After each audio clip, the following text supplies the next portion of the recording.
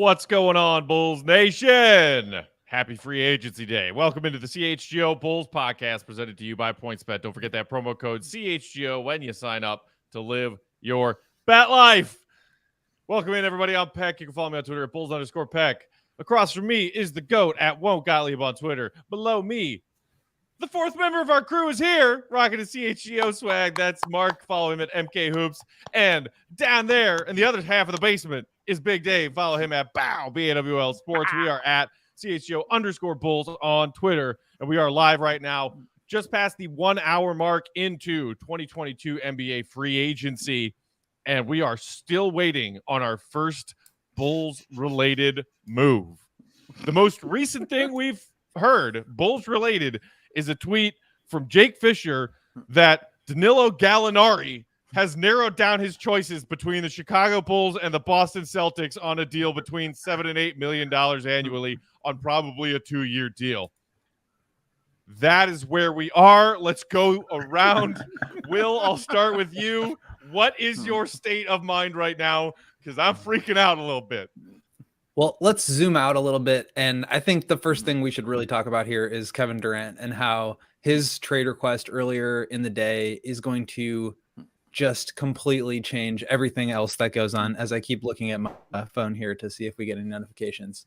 That's going to completely change the landscape of the entire league. So any Rudy Gobert trades, any DeAndre Ayton trades, any big sign-in trades that you might have hoped for, all that's going to be put on pause until the KD situation gets resolved. But that did not stop a ton of free agent madness right out of the gate. Cue all of the tampering jokes because all these deals were obviously done. And I want to know, like, does Adam Silver have to like see some emails and prove it? Like, is Shams scheduling 15 tweets within 1 minute of 5 o'clock buzzer not evidence enough? Anyway, give the Bulls their pick back. Give the Bulls their fucking pick back. Everyone tampers. The Bulls have swung and missed on a lot of guys that I wanted. Hartenstein signed with the Knicks.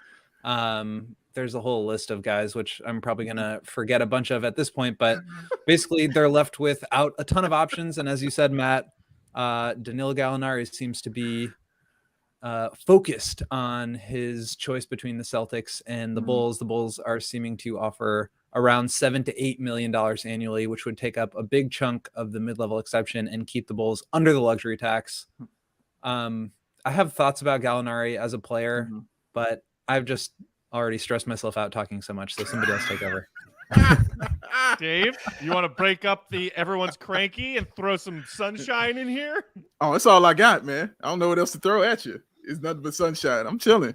Join this free agency that's happening so far. As far as the Bulls, no, they haven't done anything yet. Wow, it's been 3 days. No, it's been an hour. My bad. Yeah, so I'm just waiting to see what they do and where the other pieces are falling because they are falling quickly.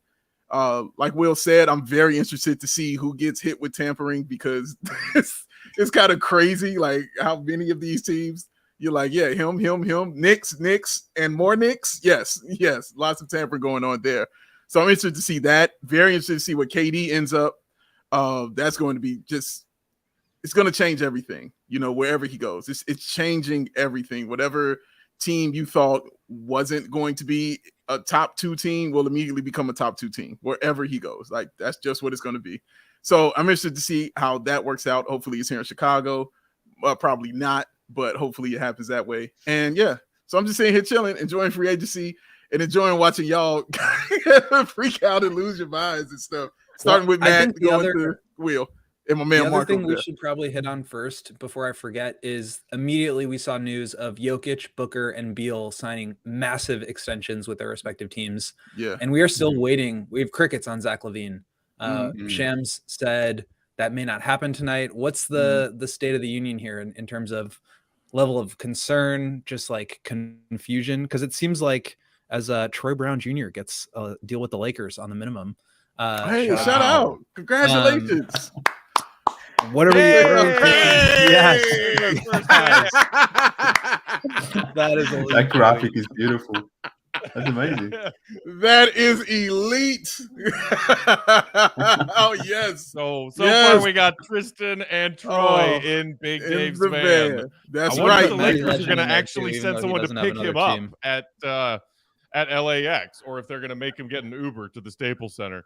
He's getting an Uber. It'll be an Uber Black though, but he'll be getting an Uber. Well, Mark, where do you come in on what Will just brought up, which is that all of these other all-stars staying with their teams, their signings got announced right away, and Zach still crickets. Well, maybe Zach's just waiting to see if the Bulls land Gallinari. Like maybe that's the final push he needs to get to return back to Chicago. Honestly, no, I'm not too concerned about the LaVine thing. I mean, he kind of has stressed that he, back in a couple months ago that he wanted to go through this process. I don't know which teams he's necessarily going to go to and meet with and those sorts of things. Like, it's not going to be any of these cap space teams. Like, and some of these cap space teams that we thought maybe a cap space team, like the Pistons, they've pretty much already consumed their space. So, like, I don't know what the posturing is, if it's anything at all. It's probably just them talking through maybe that fifth year of the deal. Maybe that's the hold up here. But like reasonably, he has no other better or logical solution to go anywhere else. So I'm not really too concerned about Zach, to be honest with you. I'll be shocked if it's not him coming back on a 5-year, $215 million deal. Like I said, maybe that 5th year fully guaranteed. Maybe there's components to it that make it maybe not a complete full guaranteed max. But I'm not worried about Zach. He'll be back. It's probably more so the inactivity of the rest of the roster that is more concerning to me, and the few guys that I did like in free agency, which wasn't a long list because it's not a good free agency class. They're seemingly off the board already as well. So that's probably where my mind is at. Trying to reconcile with the fact that free agency is probably going to be probably go out on a whimper. It was probably always going to be happening in that sense. Like if the Bulls wanted to do anything big, it was probably going to have to happen via the trade market. We'll see if that maybe happens. Maybe it doesn't. But I'm just probably more concerned with what they haven't done than in terms of the free agency piece from other players not named Zach LaVine than anything else at this stage. And I'm trying to hold it in as long as I can in terms of not going after ownership, because maybe something will happen. But I'm trying to bottle that all in at the moment. But they haven't I just want you to know I'm doing my into the best. tax yet. You guys know. Yeah, but they also love... haven't already spent into the tax by now, Will. Both things are true. Well, you're correct about that. You guys know I love chaos, and so I want to introduce one disaster scenario to you before we move on from Zach. Oh, awesome. What if he's like teaming up with KD now and trying to like angle his way somewhere, because they're homies? You mean like to Chicago? To Chicago or elsewhere? I can see that happening. Yeah, I guess there could be a possibility here of AK and Eversley furiously working after the Durant trade request news broke, and maybe they knew about it before everybody else did. There's a decent chance of that. Are now working on Zach, getting his money, but maybe not the full now $215 million with the little increase in the cap that broke yesterday, so that somehow they can also work Kevin Durant into this picture. Because obviously you got to give up a lot of talent and a lot of draft capital, which the Bulls don't have plenty of. Mm-hmm. And it's DeMar or it's Vooch, and then it's a handful of the young guys. You can't, like, trading Zach for KD, including him in a KD package, really makes no sense when you're talking about the landscape of the Bulls books and the Nets books. Maybe there's a chance that that's what's going on here. I don't know, other than why is Zach dragging his feet? I still think that Zach is not wandering his eyes elsewhere. I think he's coming back.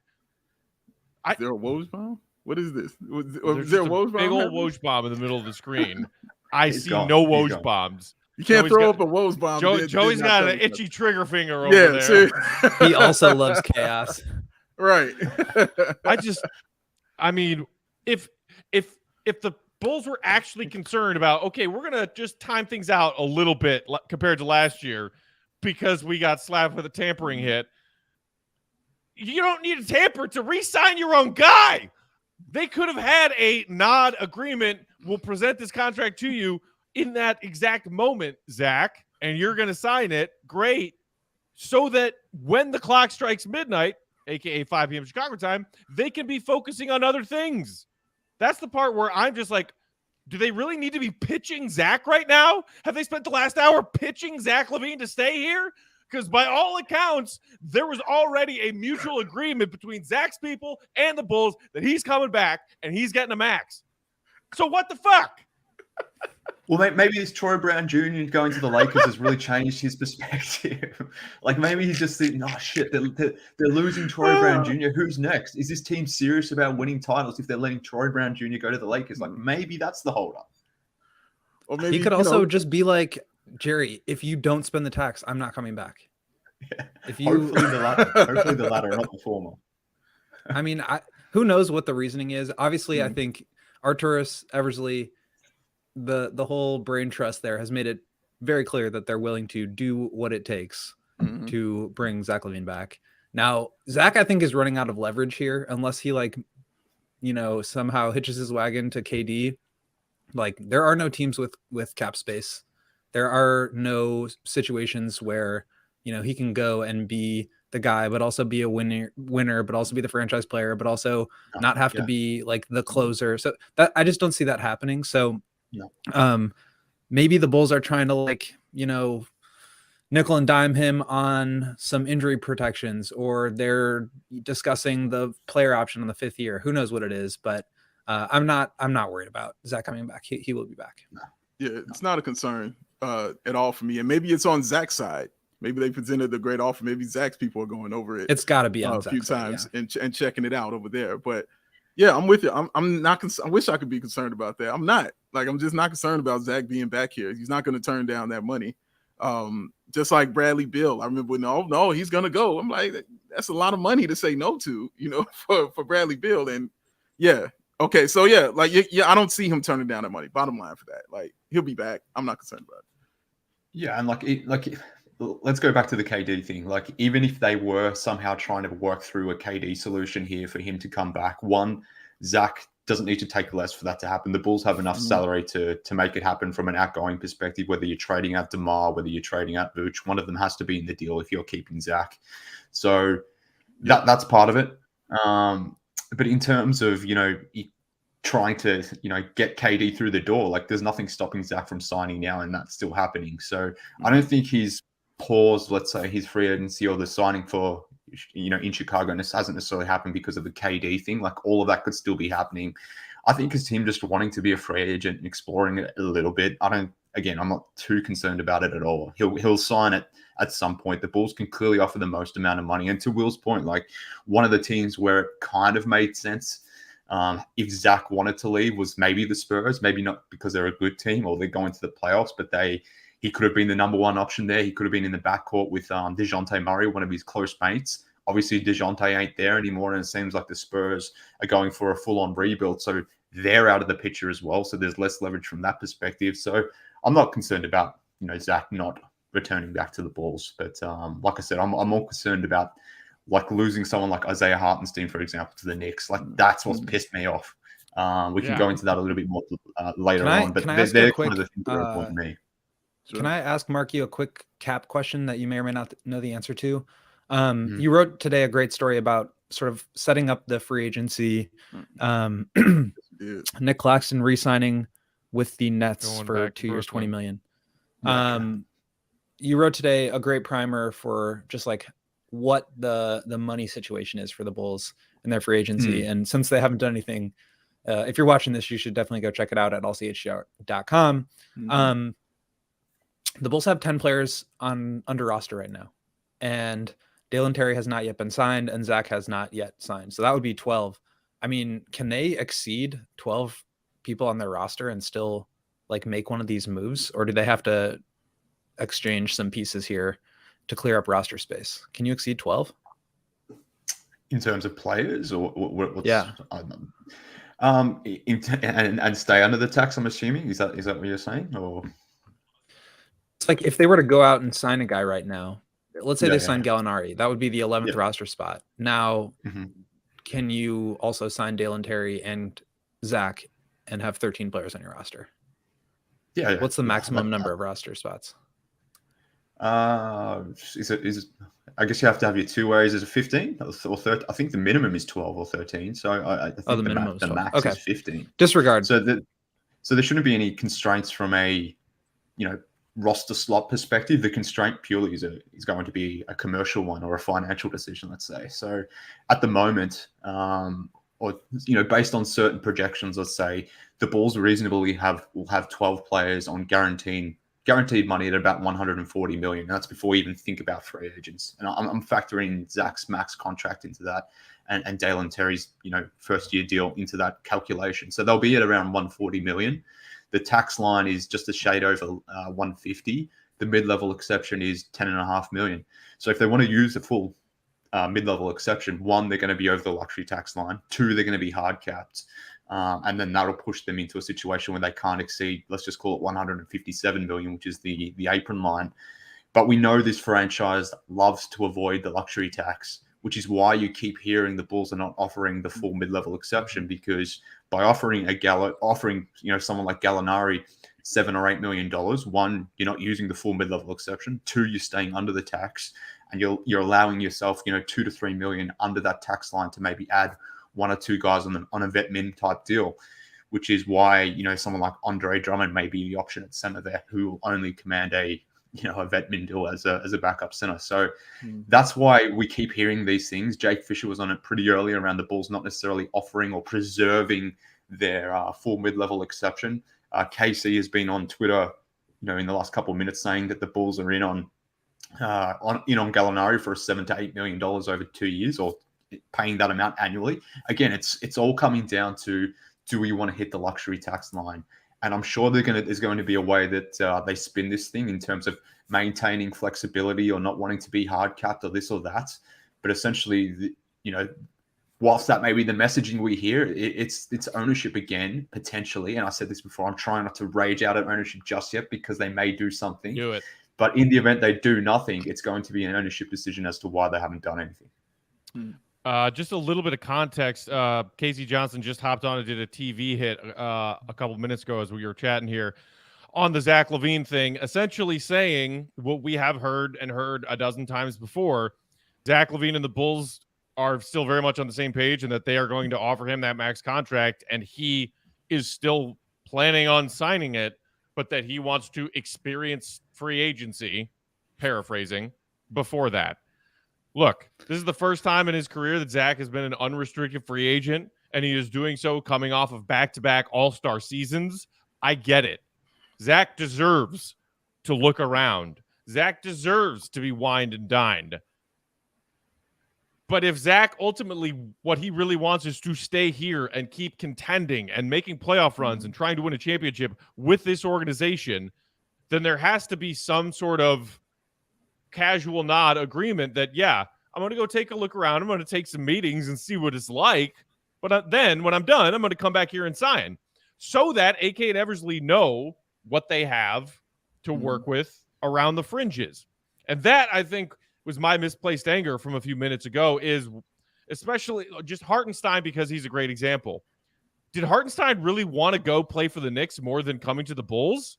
Will, you bring up the fact that if they do also intend on keeping and signing to a multi-year deal Mitchell Robinson and using him as their starting big for the foreseeable future, Hartenstein would only have to wait out 1 year of Vooch, maybe not even a full year of Vooch, if they deal him at the deadline this upcoming season in Chicago, a big market like New York, on a team that right now looks to be in better shape than the New York Knicks, who, by the way, are also a laughingstock, and no one wants to play for James Dolan.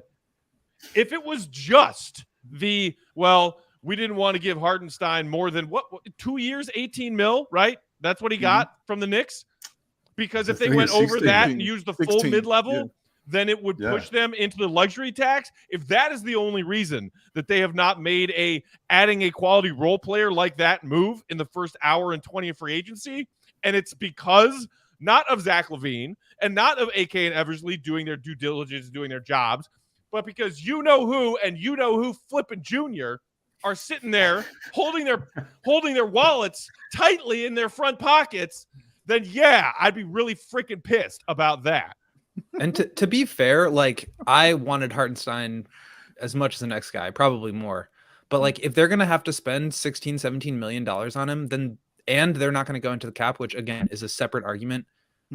They're not going to be able to add wing depth. And I do think that is the more important need here. So if you're going to sign Hartenstein, awesome. Like, I think they should have done that, but they also need to then go in the cap, go into the tax, use the rest of the mid-level exception and whatever other means necessary to add wing depth. And there are still guys available. A lot of people have signed. PJ Tucker signed the 3-year max mid-level. It was like $32 million over 3 years.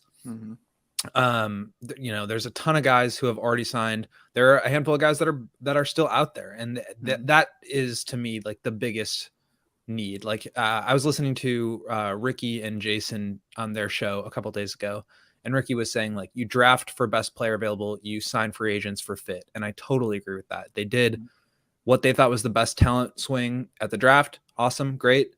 Now you got to find wings, big wings that can help in free agency.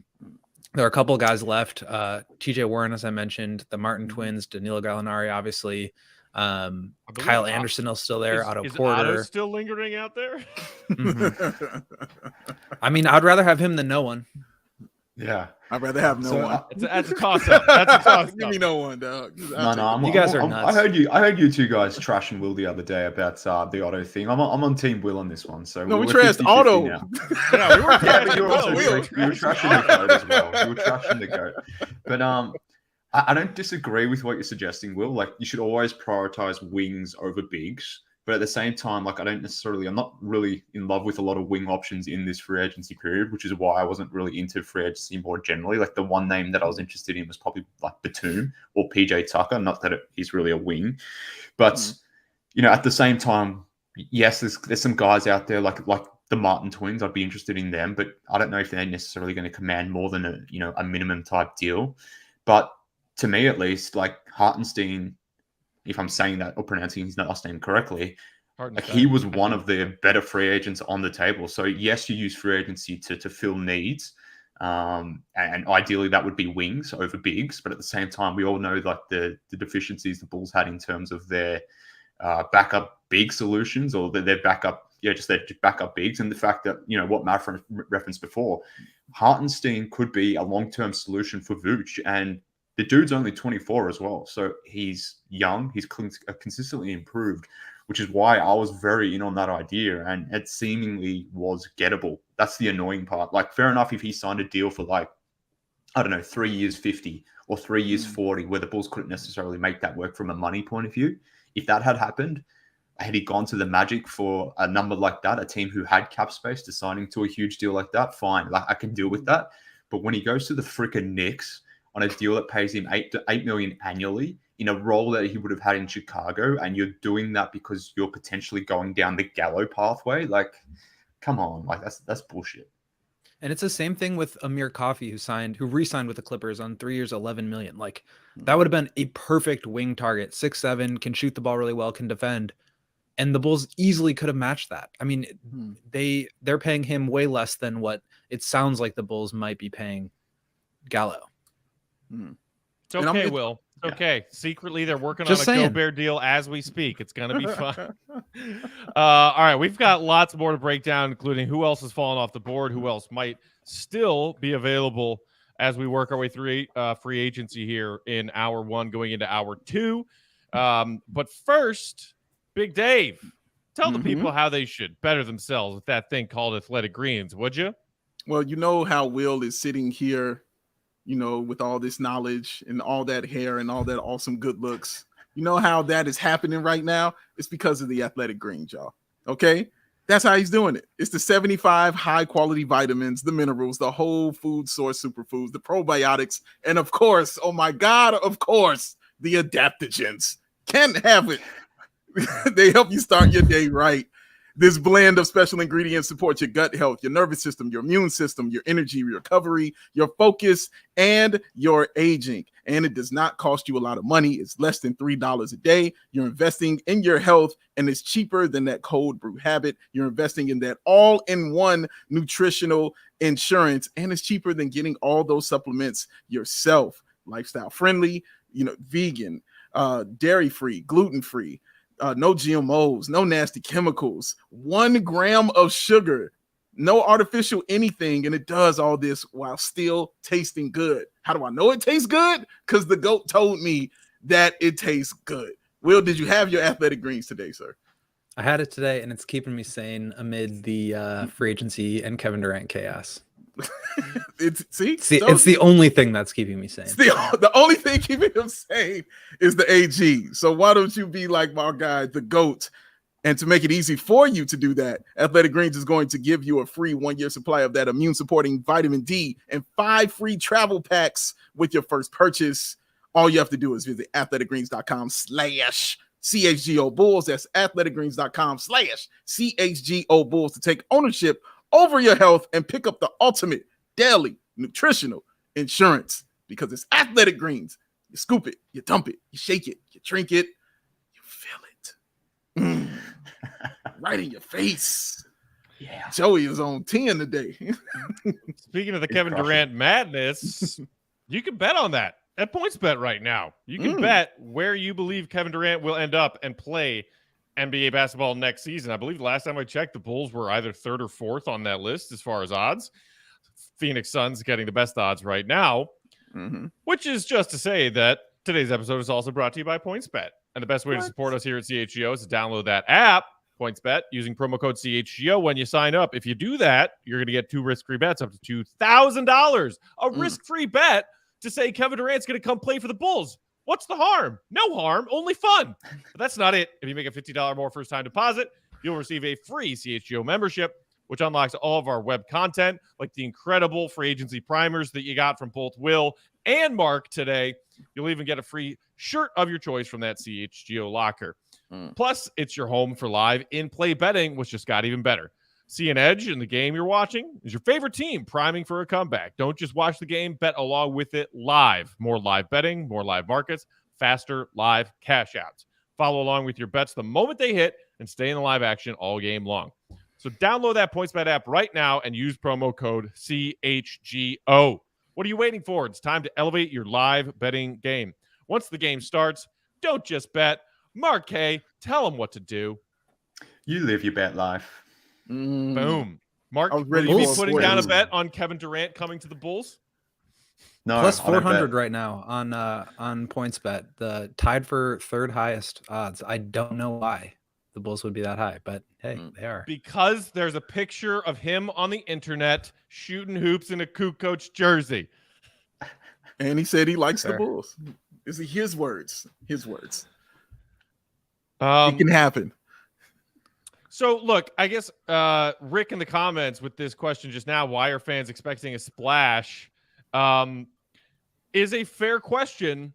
And it also makes me think about the fact that AK kind of told us, if you want to take him at his word multiple times in different ways and phrasing it differently, we really liked what we had this past season.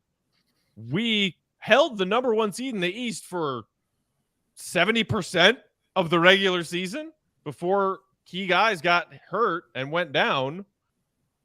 And they used the same reasoning when asked why no moves at the trade deadline. We like what we have. We were doing really well and playing the style of ball that we want to play with what we have. Let's get it back. That plus the inflexibility of where they are, other than just re-signing LaVine. Bulls fans do this all the time. They get our hopes up wanting something miraculous to happen when that clock strikes midnight. And if you look at the lines of logic, you shouldn't have expected as much, I guess.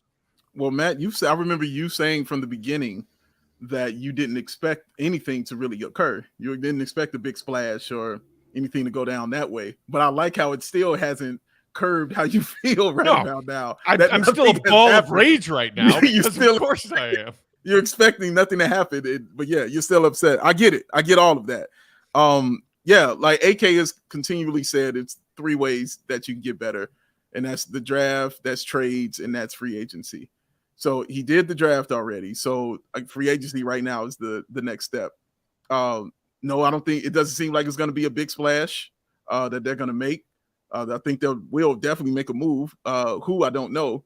And I wanted to get into that with you guys about Gallinari and how you all felt about him. But yeah, like I think that there's still time for them to do something. And Bulls fans, I think that's my favorite part of this right now is I keep seeing in the comments, do something, do anything. And the minute they do something, it'll be like, that was terrible. I hated it. Why did you do something?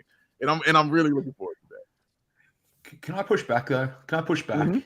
And look, I'm assuming that our listeners listen to us and hopefully take on board what we say. And I think from the outset, a lot of us have said that free agency wasn't going to deliver something massive. The Bulls weren't going to land a DeMar DeRozan 2.0 situation or anything like that. Like they didn't necessarily have the assets to make a massive play in free agency from that perspective. Having said that, they did have a tool that they could improve their roster, which the mid-level exception, which we discussed before. I think the reason people are annoyed is, as I said before, like we've seen good players go to other teams for deals that we could have easily made.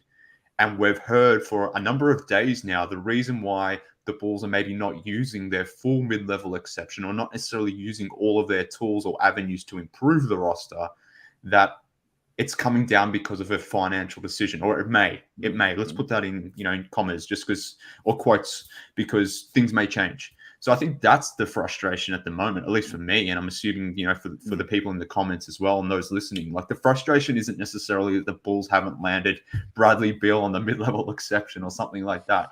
To me, like my frustration is, like I said, Hartenstein just went to the Knicks on a reasonable deal. You could have easily gotten in on that. We've heard from Fisher, from KC, that the Bulls are going down the Gallinari path for $7 or $8 million annually. He doesn't really solve any of your major problems, in my opinion. So, like, that's where my frustration is. Like, you had tools to do something that made sense. You haven't done anything at the moment. Maybe that changes, to your point, Dave. Like, there's still obviously time. We're still only, an hour and a half into free agency. An hour and a half. Having said that, we are, but there's a good lot players of off the board already. Yeah, That's true indeed. The first hour and a half the free agents are taken. True indeed. No, you guys are right. Like half of that is gone. Yeah. Go ahead, Mark. That's why I'm pushing back. No. That's all. That's why I'm not fully on board with what you guys are saying. As I said before, like still things could happen. Maybe the trading aspect is where things are going to happen. Maybe they're trying to organize a deal with the Jazz. Like, I don't know what the Jazz are doing. We haven't mentioned it already, but they traded up Royce O'Neal to the Nets. Like, why would you do that? Like, now you have 0 wings on your roster. You already had no wings. Like, but why are you doing that now? Daniel House, I think, who was on the Jazz towards the end of the season as well, he's gone to the Sixers. Like, what are the Jazz doing more generally? So maybe in the background, this whole Gobert nonsense, which I still don't really like the idea of, is happening. I don't know. I'm speculating. So that is the caveat, that there's still a lot of time here. But I guess based on the information that we have on hand right now, I think it's justifiable for the fan base to be annoyed. So, yeah, I'm pushing back a little bit, but, time will tell.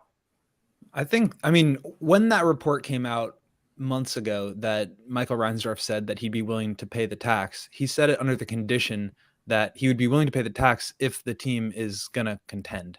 And right now, I just don't think they're in that boat. The Hawks got way better yesterday, adding DeJounte Murray and basically giving up Gallo. I mean, kind of their backup 4 and a non-factor in the grand scheme of things for that franchise. The 76ers just had an amazing free agency haul in the first hour, getting PJ Tucker, Daniel House, and now are in the running for Kevin Durant. The Nets are obviously gonna just implode and turn into a dumpster fire, probably, but they're still going to be competing because they have sold all their picks away to Houston and they have to compete. So they're going to try to get in good players.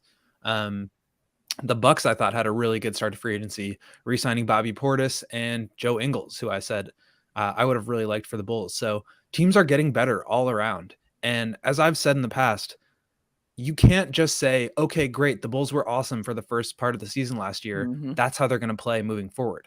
DeMar is getting older. Vooch is getting older. Lonzo and Caruso cannot be relied upon to stay healthy. Zach is also a health flag. And whether we like to admit it or not, him being on this contract, he deserves it for sure, but it does hamstring them a little bit financially. And this is kind of their last chance to use this mid-level exception, because even if they don't go into the tax this year, it's likely they will next year if they want to bring Vooch back, if they sign a center at all, and Zach is on his max deal, they will probably be in the tax next year. And so they won't have the full non-tax player mid-level exception. They'll only have the $6.4 million taxpayer exception. So this is their chance. And it feels like, obviously there weren't a ton of good options, but it feels like they're taking a few strikes at the plate here. And, other teams are getting some hits. Mm-hmm. Look, and I think to your point about contention and the moves that other teams in the Eastern Conference have made to better themselves, pairing DeJounte Murray with Trae Young in Atlanta, and that's just one example. The Bulls went from the laughingstock of the NBA, embarrassing, to back to relevant again, to competitive again, to being a playoff team again.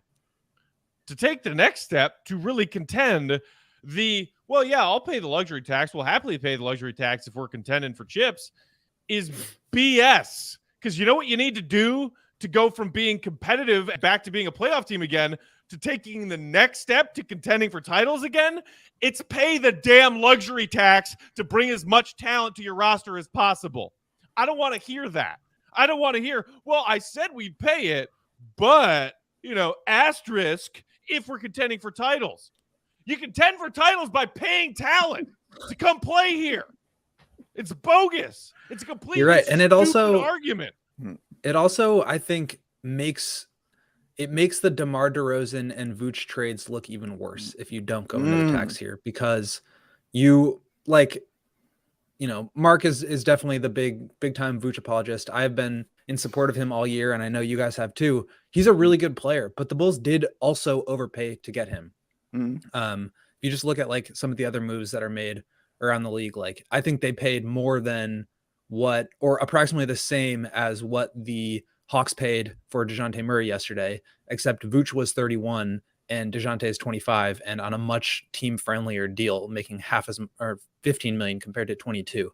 The Bulls also had to take back Al-Farouq Amino's contract in that, which then they had to dump on the Spurs and give up their 2025 first round pick to get the Spurs to take that in addition to Thad Young, so that they could have the rights to pay DeMar DeRozan, obviously, I think what became a fair value contract, but at the time they weren't competing against anybody, so they potentially could have gotten him for cheaper. So they've overpaid now, and I again, I don't think it's they're not overpaid in the sense that they're making too much money. It's that the deals to get them required more assets than they maybe should have.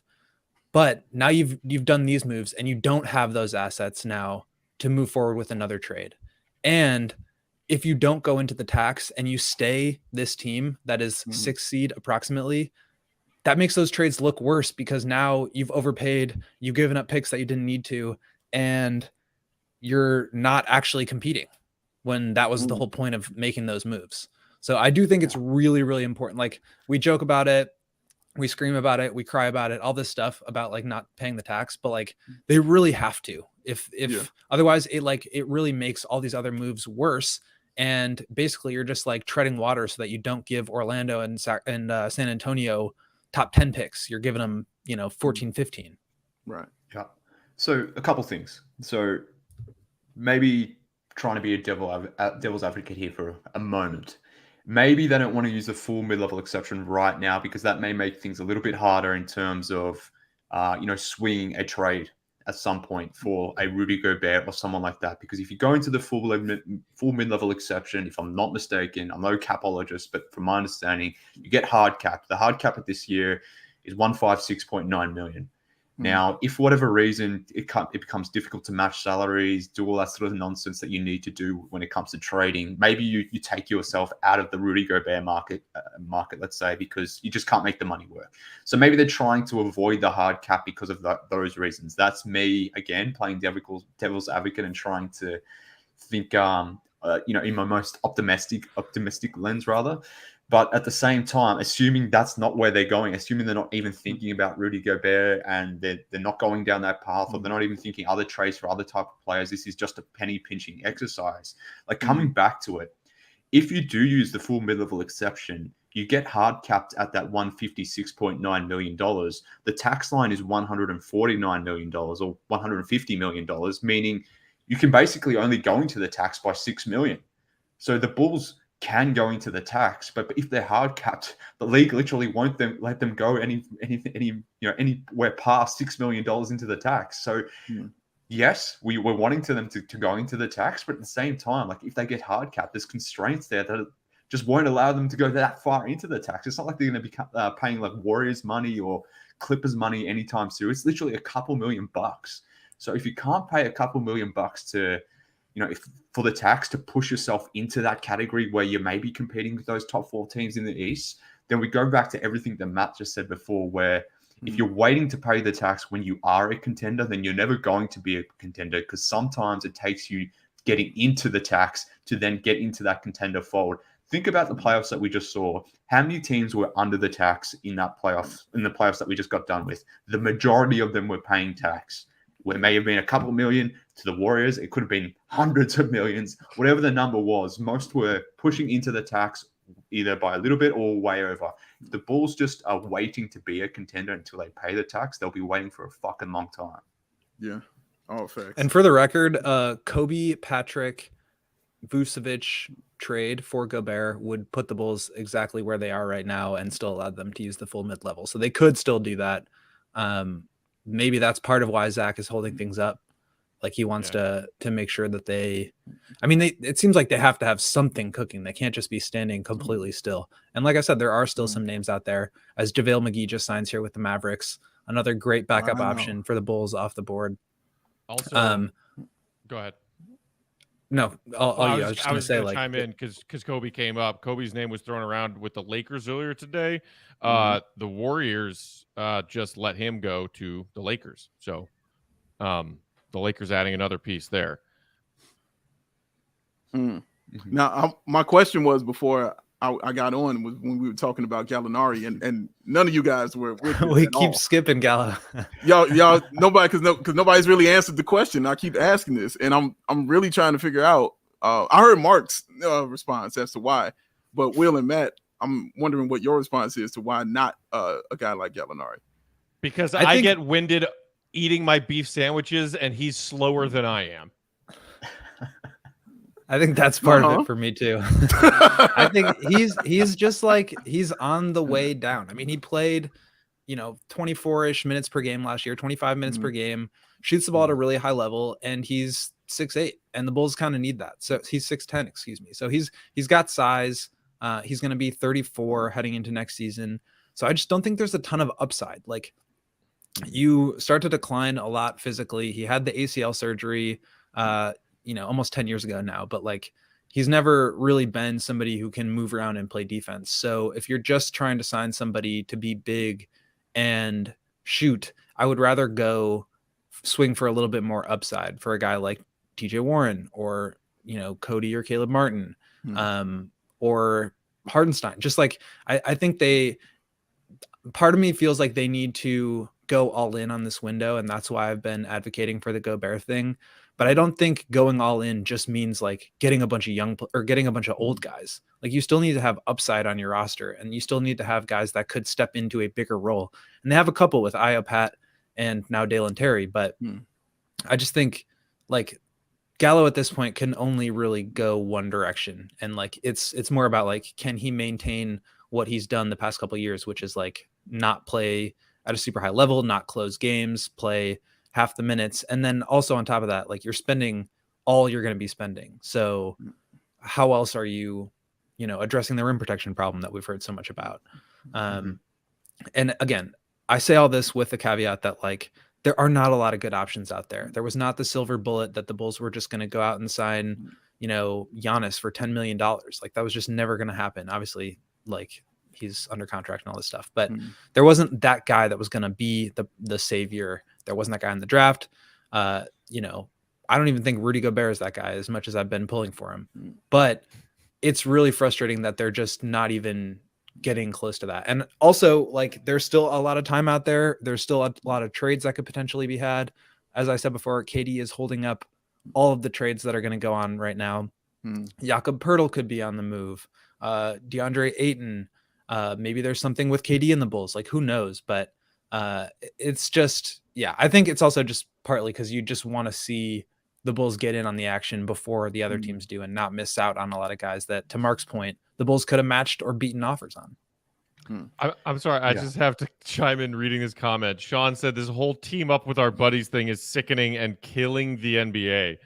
I'm sorry. Were you not entertained by the NBA finals between the Warriors and Celtics just now? Are you not entertained right now pontificating as to what the hell is going to happen with Kevin Durant and Kyrie and where they're going to play next year? Don't tell me that the teaming up with your buddies thing is killing the NBA. That was maybe an argument for 12 years ago when LeBron, Wade, and Bosh teamed up in Miami. But you know what? That was also entertaining as hell. Whether you were rooting for him or rooting against him, it's entertaining. That's what the NBA is. It's entertainment. Get out of here with that kind of nonsense. Don't get me started on that comment, because you know why? Because Kevin Durant said, I want to come play with my buddies Zach LaVine and DeMar DeRozan. Do you know who would not be saying anything about buddies in the NBA, ruining the NBA? Chicago Bulls fans. So shut up with that. But, I mean, I've even forgot my point. We're talking about Gallo. This is why I don't necessarily like the Gallo thing, because, I mean, mid-level exception money is serious money. Like, it's money that you could be giving to low-level starters, potentially key bench guys, as we saw last season with Caruso. He's effectively on mid-level exception money. So you would want to be using that guy or that money, assuming you use it all on one player or the majority of it on one player, on someone who could feasibly step into your starting lineup and give you something to close games. I don't think you can do that with Gallo, because you certainly can't close games with him at the 4 with Vooch on the court at the same time. If you're taking off Vooch to put Gallo into the starting unit and playing small like Billy did in OKC a lot, where Gallo sometimes was their center, he would take off Steven Adams and they would go small in those Chris Paul years with SGA and Schroeder. Like, if that's the plan, then all right, maybe you could put Pat or Gallo at center and, go real small in that sense, but that creates a whole raft of other problems. So you can't really close games with Gallo. Yes, he addresses your shooting to some degree, but to Will's point, he's only going to be a 20 to 24 minute game, 24 to 25. Yeah, 24 minutes a game player. So in that instance, like, he's not going to be closing games for you. Like, how much shooting value are you really getting out of a player like Gallo when it really matters? Not a lot, because he's not going to be closing games. So that for those reasons, Dave, that's why I don't like it. Getting in a 34-year-old guy who's had injury histories, like, it's not an inspired free agency signing, let's say, assuming it happens. Okay. It doesn't make sense. Would you, from a raft of perspectives? I hear that. Would you feel better about it if it wasn't the only move? Because I think as you're talking about it, like, the Bulls do need size, right? And they do need real shooters. And Gallo is a real shooter. I mean, he's 38% career, has been over 40 for the majority of it, 90% free throw shooter. Like, he actually is a very, very good shooter. He would really space the floor, create more gravity, and give DeMar and Zach more room to operate. So I do really like that. But as the only move, I think it's a little uninspiring, to Mark's point. So if they were to do that and then also go out and somehow get a center like Jakob Poeltl in a trade for Kobe, that would make me feel a lot better. Because I do think there are some aspects of his game that the Bulls really do need. But again, if that's the only move you're making, if you're spending your entire mid-level exception on him and not going into the tax and not doing anything else, I think that doesn't really feel like it cuts it. But again, nothing has actually happened yet. Gallo has not signed anywhere. He could be going to the Celtics. He could be coming to the Bulls. We may feel like we missed something if he signs with the Celtics instead of the Bulls. And there are still more trades to be made. So I feel like we're a little reacting to nothing because it hasn't happened yet. But I think that's sort of where I'm. Day.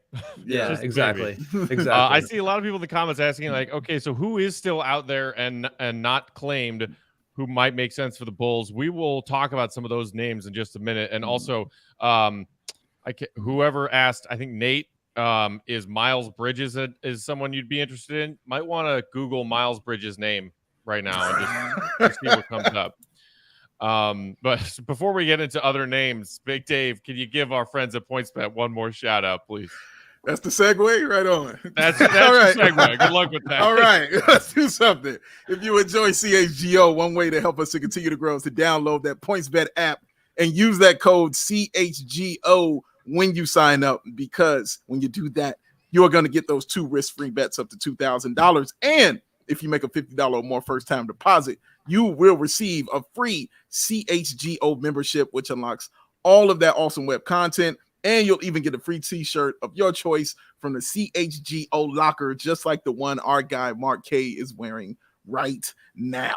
And if you're here in Illinois, in this beautiful state of Illinois, where it's super hot and probably one of the reasons Matt is angry, because he's not here, but he can feel the heat and it's hitting him in the back of the neck all the way up in Peck Manor. You can actually download the PointsBet app right now and register your account from start to finish, all from your phone. You'll be signing up with the fastest sportsbook, easier than ever, so you can start living your bet life in seconds. So what are you waiting for? Because once that game starts, you don't just bet. Will the three, what do? You live your bet life. Gambling problem, call 1-800-522-4700. All right. So before we dive into the names that are still out there, I know Joey wants us to take a moment to acknowledge this, and I'm sure Big Dave, you do too. Yes, I do. The other breaking news that came from the Bulls today, the thing that they did make us aware of, is that they did not tender a qualifying offer to one Matt Thomas. You know Joey has the graphic somewhere ready for this. So Dave, let's go. We now give you the moment. I told you. That's why he was pushing it. I'm like, that man got a graphic ready, man. Yes, man. That is the man right there, the legend himself, Matt Thomas. I appreciate so the he gets too, a Joey. stretch limo Yes. to a private jet. That's exactly what he gets. To go where? I appreciate the bag, Joe. Wherever legends want to go is where he will go. Wherever they decide to end up and play. The greatest practice player in Chicago Bulls history. He was absolutely amazing. I enjoyed watching him doing jump rope on the sideline, watching him during that Minnesota game with Matt. Matt will tell you, I pointed him out like 17 times to Matt. Like, look, Matt, look at him stretch. Look, Matt, look at him jump rope. Look, Matt, look at him high five people. I pointed him out all the time. It was great. That is my guy. That is Matty Legend, man. That's my guy. I'm going to miss him. I wish him good luck in anything that he wants to do. The private jet is at the airport, sir, just waiting on you. Step on the tarmac and, have a great time. I was expecting that was about the same as the eulogy for your phone, and I was expecting a little bit more, I gotta say. Oh, you wanted more than that? Oh man. Oh my goodness. I was need more, but I was expecting a little bit. The amount of Matt Thomas love that was just dedicated in a free agency opened an hour ago episode. Oh no, if plenty of Matt Thomas. I'm about to say, if you ask Marquet, I think it was a little too much. I promise you. Yeah. Oh, it was too much, but I was expecting more. Those two things can be true. That was at least 3 minutes we spent talking about Matty Legend. Now maybe that's relevant because the Bulls have done jack shit, so maybe that's why we're doing this. But 3 minutes too many, if you're asking me. But look, he got on a jet. Congratulations to him. He would be in my van, but the fact that you've got him on a jet, shout out to Matty Legend. Private jet, man. It's the only way to go. But there are many vans left. I have tons and tons of vans left because there's still some people we got to get up out of here. So it's a rental service. Yeah. So going down the GOAT's master list here from his column on allchgo.com earlier this week. At number 2, you have TJ Warren. We talked a little bit about him yesterday. We know what the concerns are with the time he's missed due to injury, but I mean, I have not seen a single tweet with his name in it in the last hour and change. Is that somebody that you think that the Bulls should and might be still seriously considering? Because we haven't, other than just looking at names that could make sense, I've heard or seen no tie between Warren and the Bulls, Will. Yeah. I've seen no tie between Warren and anyone, so who knows what's going on with him, but I still think he's the best option. He probably was the best option, even, in front of PJ in a lot of ways, just because of the age concern, but it's definitely a risk with health. But there's still upside there. He's 28 and he's 6'8" and he's a shooter and he scores very efficiently and he can give you like that secondary or tertiary scoring. So I would love him. I think he definitely deserves that silver bullet, that MLE. So I would like him. There are still some other names out there though. I don't know if you want to go down the list because I don't have it in front of me, but yeah. So I mean, what about the Martin twins? Those are the next on your list of those who have not committed anywhere in the last 2 hours. Yeah, a little bit shorter, as I said, only 6'5", and the Bulls have a ton of guys that size, but it's just really good depth. I think they are both really good defenders. They can shoot the ball, they can pass and play make, dribble, pass, shoot guys, and the Bulls just could always use more of those as every team could. So I don't know what kind of market they're looking at, but I certainly would not mind making a play for one or both of them. I think either of those guys could help this team. Mark, Dave, you guys interested? Yeah, I've always liked the Twins. I've always enjoyed them and enjoyed their game. Ever since college, I watched them a lot. And I don't even watch a lot of college basketball, but I definitely watched them a lot and just followed them. And I love what I forget my young man's name, what he did in Miami.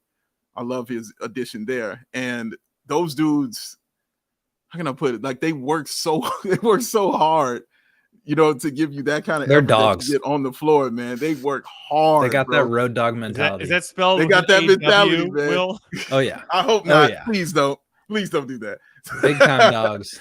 But I've always liked them, man. I've always enjoyed their game. So I would take them. Will's right. Like there's just a ton of 6'5" dudes here on the team, but I would make room for those 6'5" guys. I really would.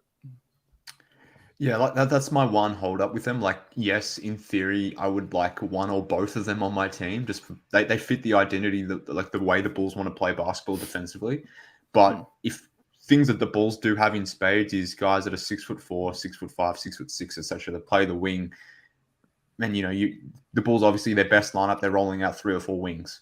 So in that situation, do we really need a play like them? I don't necessarily think so. Like I would like them, but they're not high up on my list. And I know this will piss a lot of people off, maybe 2 people on this podcast, but I think Otto does make a lot of sense. And I say that because the Bulls need a 4. They need power forwards. Like who on this roster is a power forward beyond Patrick Williams, if we want to call him that? Like they need 4s. I understand the need that the way the Bulls can play with all these guards out there and going smaller, and Dalen Terry adds to that as well. You've got Eye off the bench, Kobe, more guys that are 6'4", 6'5", etc. But like we've got that in the starting unit. You got Caruso, Alonzo, in addition to LaVine and DeMar. Do we really need to be adding other guys that are 6'4", 6'5", 6'6"? So I'm thinking we need guys that can play the power forward position, because if Pat goes down again, who the hell is playing power forward? Why are you even throwing that bad vibe in here, Mark? It's not a bad vibe. It's just you want him to get hurt, you Pat hater. He's going to be 21 soon. His bones will be fully developed. He'll be fine. But I'm just saying, like, you need backup power forward depth. And Otto off the bench, as I was saying before, like Gallo doesn't necessarily make sense as someone who could come in and close games for you. I don't necessarily think I don't want Otto closing games for you, but if you're forced into that situation, him spacing from the power forward position, playing defense, grabbing rebounds like he did in the finals, like that makes a lot more sense to me than someone like Gallo does. And you could probably get him a lot cheaper than Gallinari. So at this point, I'd rather get a couple guys. Like, what's Gary Harris up to? I understand that he just sort of goes against what I just said, but if you can get Otto Porter for a couple $1 million, you can get maybe one of the Martin twins for a couple $1 million, or if it's not one of those dudes, then go after Gary Harris or someone like that. Maybe split up that mid-level over a couple guys who can fill a few needs rather than going in all in on a Gallo type. So I've got Otto probably towards the top of my list, to be honest with you. What about, I've seen a couple people throw his name into the comments, and he's certainly been someone I've been keeping a quarter of one eye on, and that's Mike Mascala. I mean, if you're talking about somebody that brings you more size, but that can also step behind that 3-point line, space the floor a little bit, the Thunder officially said thanks, bye to Mascala either yesterday or earlier today. That do anything for any of the three of you? Not me. I think he's he's fine. I don't think he's solving that many big problems. I do think it would be nice to have another big who can shoot. I think Mark kind of 43% on almost 4 attempts per game this past season. He can really shoot it. And I think this is where, something that Mark said really strikes a chord with me, which is that, like, if you would rather, is that a super chat that I'm seeing there? It is. Shout out to Andrew. What have the Bulls done so far? I see nothing. If you're just tuning in, you've missed the Bulls making precisely 0 moves. You've missed nothing. Yes, correct. They've done nothing. Other than Bulls fans either getting really angry or shrugging and saying, "What did you expect?" or both of those things. Yes. Or the Matty Legend tribute. You've also missed that. Yeah, you're probably good on that. You don't need to. You can skip through that part of the podcast. Your hate just bounces right off of me, sir. It bounces right off. But I was just gonna say, like, I would rather spend so Mascala's coming off a $3.5 million deal. He's in his 30s. He's probably not gonna make more than that. So let's say you get him at a little bit of a discount there. You can get him for $2.5 or $3 million. Now you've still got $5 million left of the mid-level to spend on another player, hopefully a wing, who gives you a little bit more, and you can sort of build up your depth that way. Somebody like Gallo, I think, is obviously better than Mascala from like a talent standpoint, but he provides a similar skill set for like a much higher cost. And I just think if they're going to be stingy with the money, they need to like be stingy and get a couple of really good, like, Mark says it all the time in terms of like big men who are, some fraction of Gobert for some fraction of the cost. Like they could get Mascala, who's not quite as good as Gallinari, for a huge fraction of the cost, and then go out and use the rest of that money to go get a Martin Twin or Otto Porter, somebody with the remainder of that mid-level exception, and still stay below the tax, because we all know how important that is to the Reinsdorfs. Yeah, my thing with Mascala is like in isolation, he's a decent backup center, but knowing who the Bulls' current starting center is, knowing the issues that the Bulls have at backup center, like if rim protection is something you desperately want, if you want rebounding in that second unit, like Mascala isn't going to help you with those sorts of situations. There's too much crossover between Mascala and Vooch. They're obviously not the same player, anywhere near the same caliber of player, but I want someone completely different to Vooch coming off the bench, which is why I guess in theory Tristan Thompson made sense. Don't get me started on that. Why did they even bring up that stupid name? But like, I guess off the bench you would want a more defensive-minded guy. So from that perspective, Mascala, good player, can help a lot of teams. Probably makes sense on a team like the Sixers, to be honest with you, like the complete opposite player of an Embiid. Obviously, Vooch is a complete opposite player of Embiid as well, so you don't necessarily want to double down on that with Mascala. So, decent player, good name, will add value to wherever he goes. But I don't think I don't think he necessarily makes sense in Chicago, assuming you're going in the Gallo route, as Will sort of noted. Deyeneraphrenia in the comments. Sorry, I probably butchered that. Said, we already have our backup power forward solution on our roster. It's Marco. Winky face. It's interesting that Marco has a guaranteed roster spot on this team. He does. Because he played a grand total of 8 minutes of garbage time last season. He did. Meanwhile, our producer Joey is campaigning for Bo Cruz, aka Hernan Gomez, who was officially dismissed by the Utah Jazz yesterday. Loved him. Thought he did a pretty impressive job in that Hustle movie by Adam Sandler. Don't know if that's what the Bulls need. I'm not going to believe in that. I haven't even seen the movie. How many Bulls fans need to tell other Bulls fans in our chat right now that Thad Young has re-signed with Toronto? He's gone. Let it go. Thadjic ain't coming back.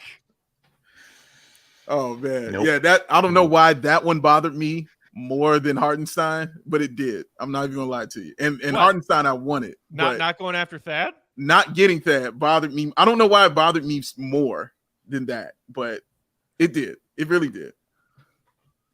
What was it? $5 million or $8 million a year that Thad went to the Raptors back? It was like, again, like it was a reasonable number that could have been easily. I want to say 8, closer to 8. I think it was 8.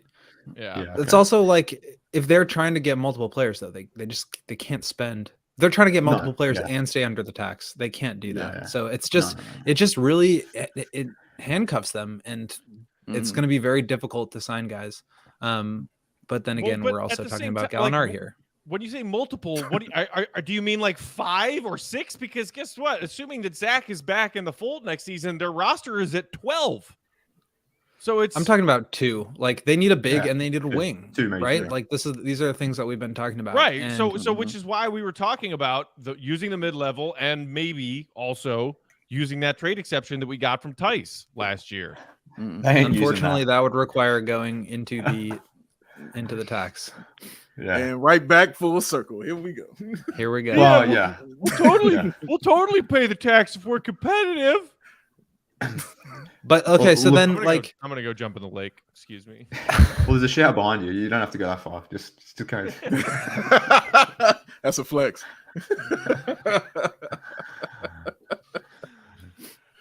I just don't know. Another person in the comments talking about how the East is improving, and we're just kind of sitting here right now. Where do the Bulls finish? If the Bulls run it back, where do they finish? It's hard to say anything higher than 6th, isn't it? I think depending on what happens with the Nets, and right now, I mean, KD is still there. He could leave. He could stay. Well, I think it's fair to say that they, for now, until he leaves, I'll continue to put them ahead of the Bulls. I think the Bulls are 7th or 8th in the East, and that is play-in tournament range, and that means they could end up missing the playoffs and giving the Magic a lottery pick next season. Like, they need to make a move. But I mean, you know what that is, though? That's good enough to put butts in seats, probably good enough to make the playoffs, but not quite good enough to keep them or to have them fully satisfied and keep them wanting more, which is basically legit what Jerry has described as his MO as an owner of a sports team. That's what he said. I want butts in seats. I want them competitive, but I don't want to spoil my fan base. I want to keep them wanting more. Why couldn't they sign Brunson? Why couldn't they sign Brunson? Knicks are because they weren't going to give him $100 million to Brunson. I'm looking at $110 million. Yeah, I'm looking at a Brunson's tweet here. Good. Says, I don't think he's that. You good. could have said 105, and it still would have been crazy to me. Okay, but yeah, I'm looking at a tweet here that says Zach LaVine is going to be the first ever $100 million contract for Jerry Reinsdorf as Bulls or White Sox owner. He's owned the Bulls for 37 years and the White Sox for 41. So that's your reason why Zach isn't signed, and it's also your reason why the Bulls are not going out and getting Jalen Brunson, even if they had the cap space or even if they created enough room to be able to go do that. That's true, because when they signed Jimmy's was what, 95? It's crazy how much NBA salaries have ballooned over the past 5-10 years. Yeah. And Rose's max was what, like 90 something. The Rose rule. He had a whole thing named after him because of how big his contract was for a guy that young. It's okay though, because he gave MJ those contracts in the second three-peat. He's still trying to make money back after paying Michael Jordan all that money in the back half of the 90s. That's what it is. I mean, you got to feel for the guy. It's just like he's flat broke at this point. 2 hours. I'm sorry. No. I expect nothing less, and I'm completely entertained by it. So you be you. It's all right. Another guy that we haven't hit on was Mo Bamba, who re-signed with the Magic after they struck out on Hartenstein. He went back to the Magic for 2 years, I think 21 million. 221. I was the conductor of the hashtag No Bamba movement. But how are you guys feeling about that one? I wasn't high on him. Wasn't really big on Mo Bamba. I think we talked about it on the show. How I felt about him. He wasn't a guy I was just particularly super high on. I still thought that he was still developing as a player and still figuring stuff out. And I didn't want my backup center to be that. And yeah, he's cool, but it didn't move a needle for me. It didn't strike me. Somebody on Twitter was telling me, well, Dave, he's a shot blocker and he shot a better percentage than Steph Curry. And then I said, well, why would the Magic be wanting to let go of a shot blocking Steph Curry? That doesn't make any sense. Because he's not great. That's the answer. You know what I mean? But yeah, I'm not high on him. Shout out to Ramses Rendon in the comments saying Smokes barbecue for this free agency, and if it wasn't for y'all, I'd just go to bed because this shit is depressing me. ZL playing games and hoping P-Will breaks out. I mean, honestly, that's the other thing you got to wonder, and I know, Mark, you touched on him a few minutes ago, is a huge part of all of this that AK and Eversley are just crossing their fingers and hoping that P-Dub turns into something much better next season than he has been in his first two. Don't set him up. I'm just saying. Once he turns 21, you guys, it's all gonna happen. Oh man! Oh, he's 21 in like what 45 days, 50 Couple of days, months. something Yeah, like August. That. I can't remember what day, but I know in August. Approaching. Anytime now, Pat. Also, anytime you want to break out and be good, that'd be nice. Emilio wondering if the CHGO family can chip in together and buy the Bulls from the door. I can throw in like maybe a couple grand, like that, and I'd be tight on my groceries for a couple of months. I mean, I got some crypto for you. You guys want to throw in there?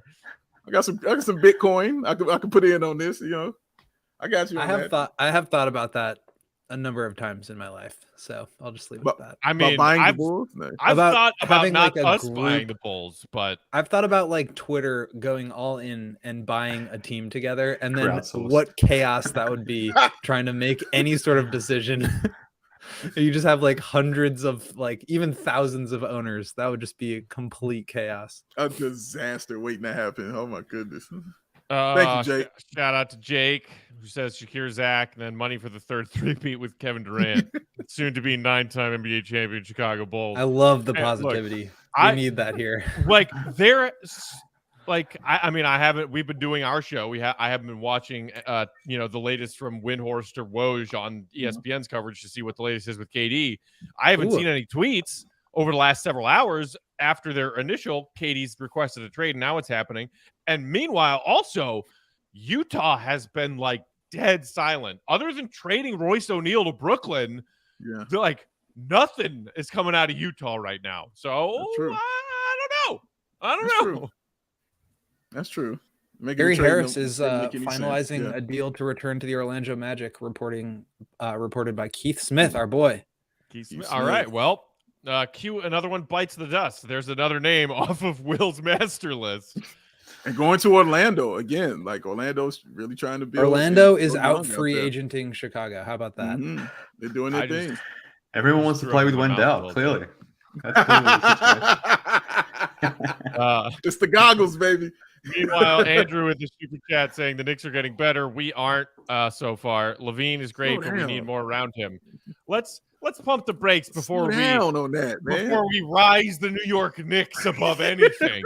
It's the Knicks. Like, kudos on getting Jalen Brunson. They're still going to find a way to be terrible. And I say that with only so much satisfaction because I do still have a soft spot for my guy Tibbs. Love Tibbs. The Knicks are a joke. They are. And I got to bring up something. Something I've been thinking about.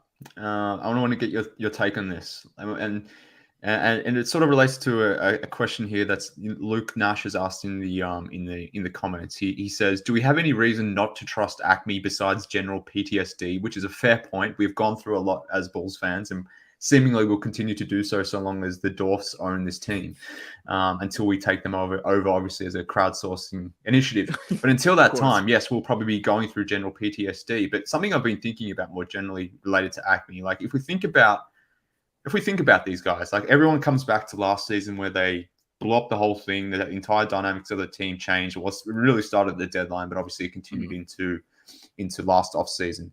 But before all that happened, they did nothing. They did nothing. What did they do? They added Garrett Temple and drafted Patrick Williams. So I'm wondering if this is all cyclical in a sense that they do nothing in year one. They take that evaluation period that moves around the margins. Then they blow the whole thing up. But they've talked a lot about continuity now and the fact that they want to see this team go around again. Maybe there is no trades coming. Maybe there's no big free agent signing coming because they want to. Maybe they're legitimate when they say that. They want to see this team go again. So maybe like they did when they first came in, want to spend the next 6-12 months evaluating this core. And that's why nothing has happened to this point. Maybe that's why nothing will happen in the off season, because this is what they do. When they find something they like or want to see a little bit more of, they take their, in my opinion, maybe too long to evaluate these situations. But nonetheless, maybe that's what they're doing here. They want to maybe they're serious about this whole continuity thing. So in that sense, that kind of may will give some credence as to why they're not necessarily doing anything here. But is there any logic to that? Like, is this them just saying, no, we really like what we've got, And we, like we did in the past, where we wanted to evaluate it when we first come in, we want to evaluate this group now again under hopefully better terms than what we got last season, where there was all those injuries. Do you think that's a realistic thing that they're going to maybe march out in terms of an explanation for what's happened? I would imagine so, but I'm interested to get your take on that. I think so. If they re-sign Zach LaVine, then we can have that discussion. Yeah. Well, Okay. Fair enough. Like they're not running it back yet until he's got his name on the dotted line. But also, I don't think that precludes them from using the mid-level. Like they still need to do that. No. You can add talent and still keep continuity. I do generally, maybe this is just like the catastrophizer in me, but like I do think if you're staying put and everybody else is getting better, then you're getting worse. And maybe continuity, like maybe there's something there, but like as I said before, these guys are getting older. DeMar's window is this year and next year. He's under contract for 2 seasons. Maybe he resigns, maybe not. But either way, he's going to be like 34, 35 when that happens.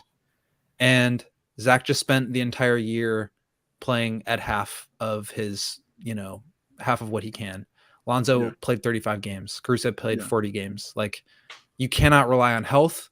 You cannot rely on internal growth and development because honestly, like Pat and Kobe just haven't shown it right now. Maybe they do. Maybe the 21-year-old birthday mark is a real thing, but it wasn't for Kobe, unfortunately. But I just think you have to be constantly getting better. Otherwise you're getting worse. That's kind of my mentality about it. Yeah. I think the fact that those injuries occurred, Mark, like it really kind of set back a lot of that evaluation, in my opinion. Because if they're looking at the first half of the season, like we were the best team in the East record-wise going into the All-Star break. And then if they're just saying injuries and not the fact that they played basically the hardest schedule in the second half, they can say, oh, well, we were injured, we dealt with all this. We didn't have our point guard here. Let's run it back and see that evaluation again because we didn't really get the full look at it like we really truly wanted to. It could be that's dangerous if that's the mentality that they're thinking with. That's a very dangerous thing to do because, I'm kind of person that I will evaluate a basketball team at their worst because at your worst, you kind of see where you kind of are when times are hard and when things are getting kind of tough for you. How do you, respond? How do you react? To things like that. Well, we learned DeMar DeRozan is that dude. That's what we learned. We learned he's amazing. We learned Ayo is great, but he still got some development to do. He still got things to get together. We learned Kobe might not be that guy. We learned we don't know about Patrick Williams.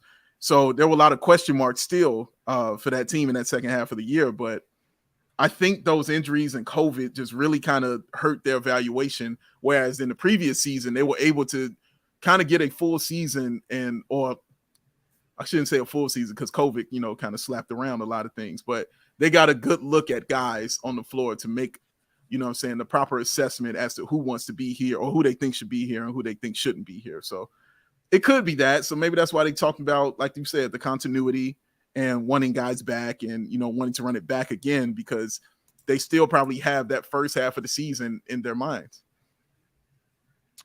Just cleaning up a few other things from the comments. And we appreciate everybody for hanging out with us, right? We got 718 people hanging out with us as we are 2 hours and change into NBA free agency. Everybody loves Matty Legend. Thanks for hanging out with us. Clearly, they're all here to get Big Dave's farewell takes on Matt Thomas. Shout out to Rendon who threw another super chat our way saying, if you guys did a Let's Buy the Bulls crowdsource, I'd be putting straight paychecks into the super chat. Hey, man, never say never. Also, I see a lot of people wondering about, or at least a few people asking about Chris Boucher. And then thank you to those of you in the comments who did confirm he is off the table. He is staying put. Yep. And yes, Joey, I did skip no cap again when reading that super chat comment. I am not a person who says no cap because I do not have what it takes Just said it. to say that while explaining why I don't have what it takes to say that, get away with saying that and not sounding like a complete loser. I have no idea what no cap means, to be honest with you. It's something the young hip folks say, Mark. It's when you're saying no lie. If you're saying no lie, you say no cap. Can't we just say no lie then? Oh, look. Or am I too old? I'm too old. Yeah, a little bit. Yeah, if you got to I'm answer too that old, question, bro. a little bit. Yeah. It's okay, though, I'm Mark. too It's all right. Dude, When you know C what? Red Ted hits you with it. I'm as old as Danilo Gallinari, so maybe there's enough room in that mid-level exception for me. Can you squeeze me a couple $100,000 there? That'll take us over the Dorks. luxury tax, actually. Sorry, Yeah, man. right. Exactly. Sorry, dog. Charles pointing out that Kyle Anderson had dinner with Zach LaVine a week ago. Feel like he'll get signed. If they end up with Kyle Anderson, Kyle Slow-Mo Anderson, and Gallinari, wow. Wow. That is Younger and more bro. athletic. That is a Right? that is a Younger and more flashback. athletic. Immediate. Yeah. Yeah. Wow. I do Dwayne will like- be I do selling his like, stake with the Utah Jazz and signing with the Chicago Bulls. I do like Kyle Anderson, and he's probably one of the best free agents available, but Mhm. I just don't really think he fits the Bulls at all. Like, he kind of needs I the don't ball in think his so either. hand. He's not an athlete. He doesn't shoot well off the catch. His shot is super like slow and clunky. I do think he's a really good player and can kind of be like the bench point guard, so to speak, for a lot of good teams, but and he's got size for sure, but I just don't really think he's a great fit with what the Bulls are trying to do. And as we think about this a little bit more, and Gallinari seems to be the only news that's remotely connected to the Bulls. Like, I am kind of talking myself into it just in terms of the size and the shooting. I do wish that they I do wish that they would go a different direction, but it doesn't feel like they're gonna make a big splash, and there just aren't a ton of good options. So it's like, I don't know. I want a big guy and I want shooting. And if he's the one they go get, then fine. It's not my favorite thing in the world, but like, they are addressing a big need. Like, I just think back to this playoff series against the Bucks, and like, they shot 28% on threes in the series. Like, they cannot do that. God. They need a guy who can shoot 40% on threes and like actually be a shooting threat. Yeah. Gary Harris is gone. Like, these guys are they're falling off the board. Yeah. What do they do? Like, what do you guys want to see them do at this point, given who's left on the board? Make a trade, honestly. Make a public apology for paying the luxury tax once in the history of owning the franchise. Maybe they don't use the mid-level exception at all to ensure Jerry gets even more money. Is that a good idea? Are we happy with that as a fan base? Yeah. Rhetorical question. I don't know. Don't answer. What do y'all think in the super chats? Send it in. Seriously though, like I want no part of Andre Drummond. I've seen people a couple times mention Yeah, I don't Andre either. Drummond in the comments. This is Tristan Thompson 2.0. Like, I understand I agree. the idea of Andre Drummond a couple of years ago. Like, he was a good player. Maybe even then I would say he wasn't really. I want nothing to do with Andre Drummond. Like, this dude is not a good basketball player. He gets rebounds, but he's big. He's not a rim protector at all. You will quickly learn that he's not a good defensive player. He gives you nothing offensively. Like, that good dude's free throw shooting is terrible. His field goal percentage around the rim is bad. You do not want Andre Drummond. Unfortunately, that may be the last remaining name that makes sense, or at least where they head towards. So, if the offseason literally is Gallo and Andre Drummond, as there are a couple of names that KC floated today on his piece, and I don't think he necessarily just floated them randomly. If that is the offseason, then I'm going to be frustrated, particularly if it means we're going to be under the tax line and those sorts of things. So, yeah, I don't want anything to do with Drummond. Anyone in the comments mentioning that, I say that respectfully, but it's a bad idea. I'm sorry. I have to jump down Mark's throat real quick here, Will. The kind thing I said about Drummond on Twitter earlier today is that I wouldn't completely hate it as a very cheap backup big. And somebody in my reply said exactly what you just did, which is it's Tristan Thompson 2.0. That is disgustingly disrespectful to Andre Drummond, who, let's not forget, is a two-time All-Star. Andre Drummond has 2 All-Star appearances. How many? I don't care if he's got 19. I don't care, mate. I don't care what he was in years past. It doesn't matter. What is he now? A guy that can barely play and finish games. He's not a good player. He's not a. he's not a good player. I'll just say it as that. Like there's no metric at all that suggests that Andre Drummond is good for any reasonable amount of minutes at all. Particularly, and I guarantee this will happen if the Bulls sign Andre Drummond in the same way. He's playing next to Boucher. You know it. They're going too big. No, but you know what happened last year when freaking what's his name? Tristan Thompson signed with the Bulls. There was Bulls fans clamoring for this dude to finish games against above Vooch. The same thing is going to happen with Drummond. The issue with is the comp to Tristan. I'm preempting this, and that's why I hate it. Dude, I get it. I don't think Drummond is a great option. I don't even think he's a good option. If he is here's this result, I will not be happy. I cannot tolerate he's the exact same player as Tristan Thompson, because that's disrespectful to Andre Drummond. That's how much Bulls fans should be mad. You are the one who hates and parades around your hate for Tristan in that move. Do not compare those two players. One of them, Tristan, he's a champion, finals experience. Cool. Peak better player, Drummond, and it's not anywhere close. Peak, different story. I'm not talking about peak. Anyways, get off Tristan. What's his name? I was going to call him Tristan Drummond. Drummond and Andre. There's a guy in the chat here saying that Drummond had a 21 PER last season. Do you know who else had a really good PER before the Bulls signed him? Cristiano Felicio. He had a 16 PER. So, PER ain't all it's that. But there's another guy in here. PER is just look box. At the numbers.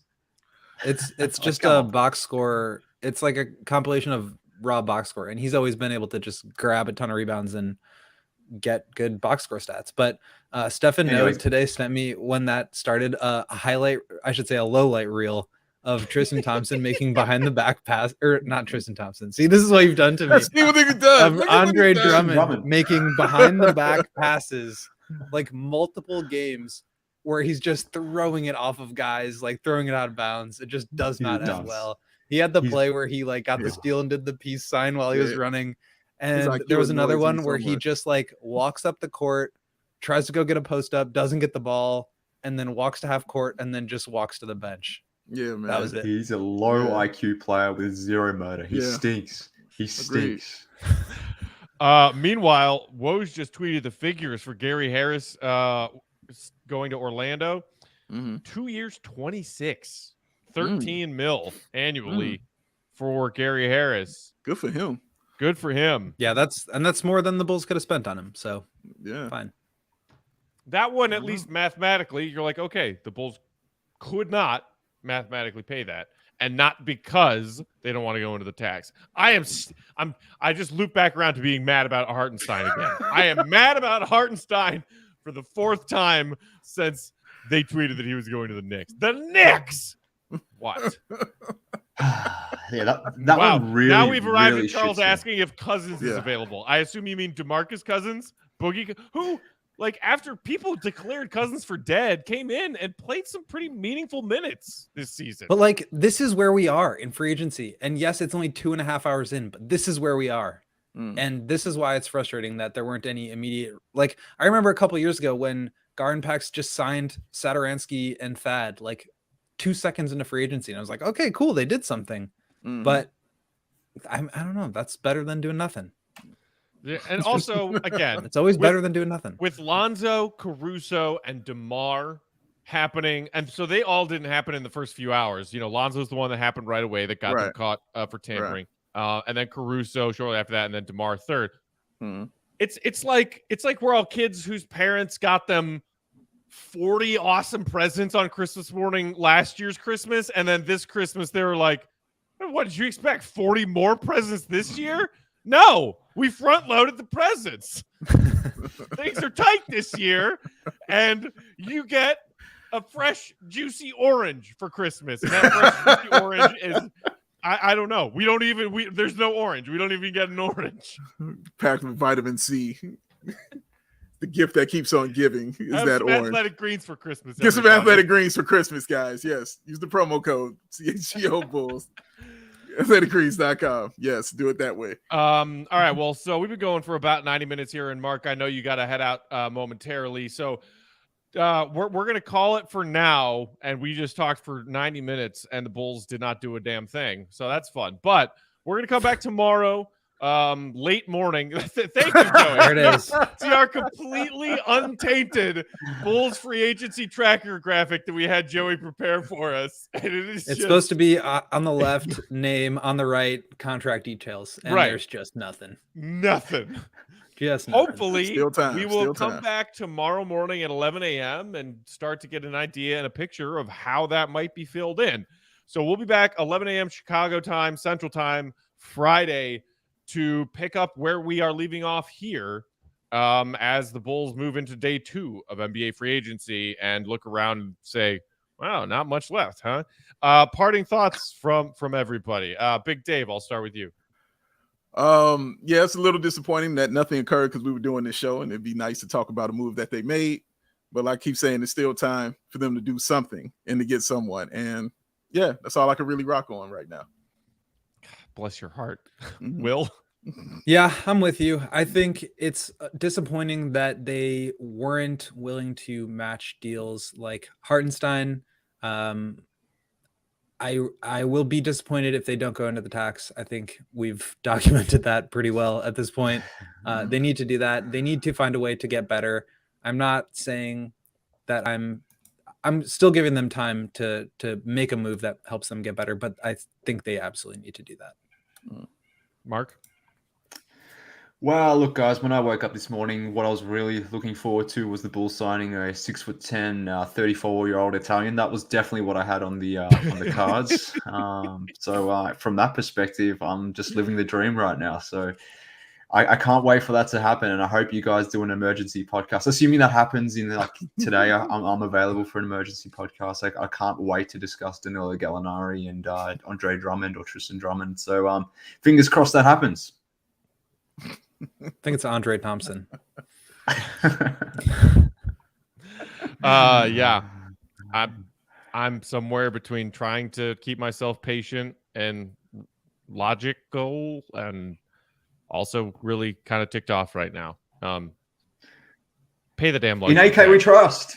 In AK we trust. Hey man, I got no issues with AK and Eversley. Pat's 21 in August. Woohoo! There you go. I'm out. I've had enough. Mark's had enough. Even his fake optimism drained him. Love you, Bulls Nation. Thanks for hanging out with us. Thanks for the super chats. We appreciate it. Hit that thumbs up button underneath the video if you enjoyed this today. We appreciate it. It does a lot for us here at CHGO. Shout out to our producer and our guy, Joey, who had that Matt Thomas tribute ready to go. Will is on Twitter at Will Gottlieb. Follow him. Keep up with him for the latest. Big Dave is at Bobby at WO Sports. Mark, MK Hoops. I'm Bulls_Peck. We are CHGO_Bulls. We will see you tomorrow, Friday, 11 a.m. Chicago time, right back here on our CHGO Sports YouTube channel. Until then, love and appreciation. Pay the damn luxury tax. See you, Red. Be good.